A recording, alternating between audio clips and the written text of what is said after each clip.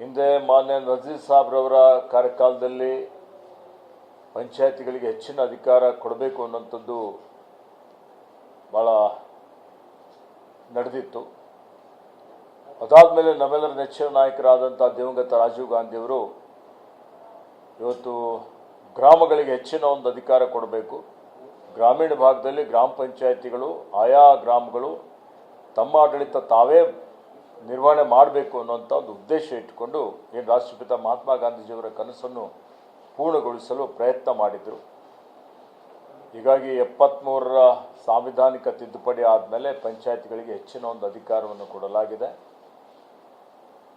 ಈಗ ಎಲ್ಲ ಪಂಚಾಯತಿಗಳ ಇವತ್ತೇನು ಕ್ಷೇತ್ರ ಪುನರ್ವಿಂಗಡಣೆ ಮತ್ತು ತಾಲೂಕ್ ಪಂಚಾಯತಿ ಜಿಲ್ಲಾ ಪಂಚಾಯತಿಯಲ್ಲಿ ಏನು ಮೀಸಲಾತಿ ನಿಗದಿ ಮಾಡಬೇಕಾಗಿದೆ, ಆ ಮೀಸಲಾತಿ ನಿಗದಿ ಮಾಡುವಂಥ ಒಂದು ಕಾರ್ಯ ನಡೀತಾ ಇದೆ.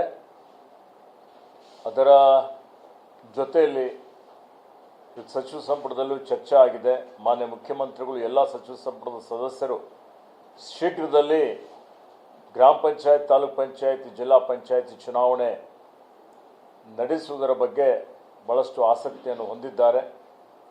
ಹೀಗಾಗಿ ಬರುವ ಅಕ್ಟೋಬರ್ನಲ್ಲಿ ನವೆಂಬರ್ ಒಳಗಾಗಿ ಎಲ್ಲ ಗ್ರಾಮ ಪಂಚಾಯಿತಿ ತಾಲೂಕ್ ಪಂಚಾಯಿತಿ ಮತ್ತು ಜಿಲ್ಲಾ ಪಂಚಾಯಿತಿಯ ಚುನಾವಣೆಗಳು ನಡೀತವೆ ಅನ್ನುವಂಥ ಒಂದು ಮಾತನ್ನು ನಾನು ತಮ್ಮ ಮುಖಾಂತರ ರಾಜ್ಯದ ಜನರಿಗೆ ಮಾಹಿತಿ ಕೊಡಲಿಕ್ಕೆ ಇಷ್ಟಪಡ್ತಾ ಇದ್ದೇನೆ.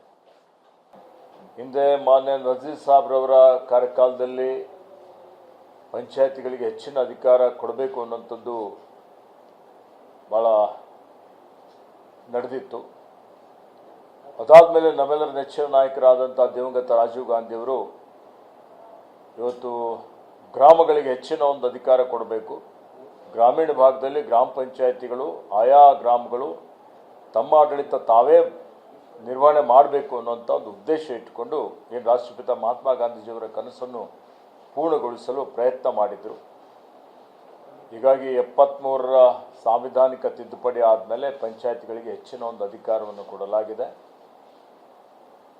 ಈಗ ಎಲ್ಲ ಪಂಚಾಯತಿಗಳ ಇವತ್ತೇನು ಕ್ಷೇತ್ರ ಪುನರ್ವಿಂಗಡಣೆ ಮತ್ತು ತಾಲೂಕ್ ಪಂಚಾಯತಿ ಜಿಲ್ಲಾ ಪಂಚಾಯತಿಯಲ್ಲಿ ಏನು ಮೀಸಲಾತಿ ನಿಗದಿ ಮಾಡಬೇಕಾಗಿದೆ, ಆ ಮೀಸಲಾತಿ ನಿಗದಿ ಮಾಡುವಂಥ ಒಂದು ಕಾರ್ಯ ನಡೀತಾ ಇದೆ. ಅದರ ಜೊತೆಯಲ್ಲಿ ಸಚಿವ ಸಂಪುಟದಲ್ಲೂ ಚರ್ಚೆ ಆಗಿದೆ.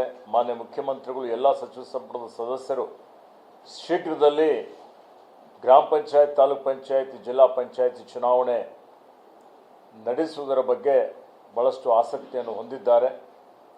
ಹೀಗಾಗಿ ಬರುವ ಅಕ್ಟೋಬರ್ನಲ್ಲಿ ನವೆಂಬರ್ ಒಳಗಾಗಿ ಎಲ್ಲ ಗ್ರಾಮ ಪಂಚಾಯಿತಿ ತಾಲೂಕ್ ಪಂಚಾಯಿತಿ ಮತ್ತು ಜಿಲ್ಲಾ ಪಂಚಾಯಿತಿಯ ಚುನಾವಣೆಗಳು ನಡೀತವೆ ಅನ್ನುವಂಥ ಒಂದು ಮಾತನ್ನು ನಾನು ತಮ್ಮ ಮುಖಾಂತರ ರಾಜ್ಯದ ಜನರಿಗೆ ಮಾಹಿತಿ ಕೊಡಲಿಕ್ಕೆ ಇಷ್ಟಪಡ್ತಾ ಇದ್ದೇನೆ.